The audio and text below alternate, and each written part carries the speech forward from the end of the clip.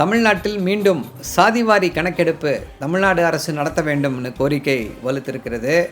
சாதிவாரி கணக்கெடுப்பு caste census எடுக்கக்கூடிய அதிகாரம் ஒன்றிய அரசுக்கு தான் இருக்கிறது. மாநில அரசுகள் வெறும் சாதிவாரி சர்வே ஆய்வைத்தான் மேற்கொள்ள முடியும். இந்த சாதிவாரி ஆய்வின் அடிப்படையில் நம்மால் எந்த விதமான ஒரு பாலிசி டெசிஷனையும் எடுக்க முடியாது, எடுத்து இம்ப்ளிமெண்ட் பண்ண முடியாது. ஏற்கனவே இதற்கு உதாரணமாக பீகார் இருக்கிறது. பீகாரில் இப்படி தான் சாதிவாரி கணக்கு ஆய்வின் அடிப்படையில் 50% 75% பிற்படுத்தப்பட்ட இந்துக்களுக்கான இடஒதுக்கீட்டை உயர்த்தினார்கள். ஆனால் பாட்னா உயர்நீதிமன்றம் அந்த ரிசர்வேஷன் இன்க்ரீஸ் பண்ணதை ஸ்டாப் பண்ணிட்டாங்க.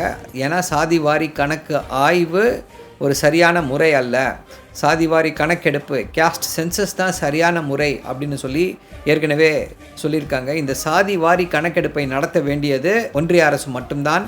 ஆனால் அவங்க நடத்துகிற மாதிரி தெரியல, நடத்த மாட்டேன்னாங்க. இப்போது சாதிவாரி கணக்கெடுப்பை அவர்கள் நடத்துவதாக தெரியவில்லை. நாம் ஒன்றிய அரசைத்தான் இந்த சாதிவாரி கணக்கெடுப்பை நடத்த வேண்டும் என்று பயங்கரமாக ப்ரெஷர் பண்ணாதான் இது நடக்கும்.